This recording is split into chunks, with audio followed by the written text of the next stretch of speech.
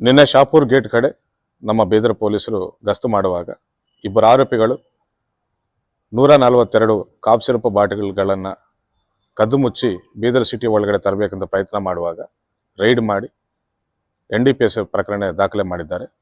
ಹೈದರಾಬಾದಿಂದ ಈ ರೀತಿ without any licence ಇಷ್ಟು ಕಾಫ್ ಸಿರಪ್ ಬಾಟಲ್ಗಳನ್ನು ತಂದು ಇಲ್ಲಿ ಸಿಟಿಗೆ ಸಪ್ಲೈ ಮಾಡಬೇಕಂತ ಪ್ರಯತ್ನ ಮಾಡ್ತಿರುವ ಇಬ್ಬರು ಆರೋಪಿಗಳನ್ನು ನಾವು ಹಿಡಿದು ನ್ಯಾಯಾಂಗ ಬಂಧನಕ್ಕೆ ಒಪ್ಪಿಸಿದ್ದೇವೆ. ಈಗಾಗಲೇ ನಾವು ಹಲವಾರು ಬಾರಿ ಎಚ್ಚರಿಕೆ ನೀಡಿದ್ದೇವೆ.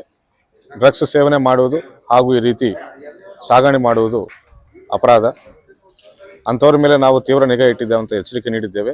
ಹೇಳಿದಂಗೆ ನಾವು ಅವರನ್ನು ಹಿಡಿತಾ ಇದ್ದೇವೆ.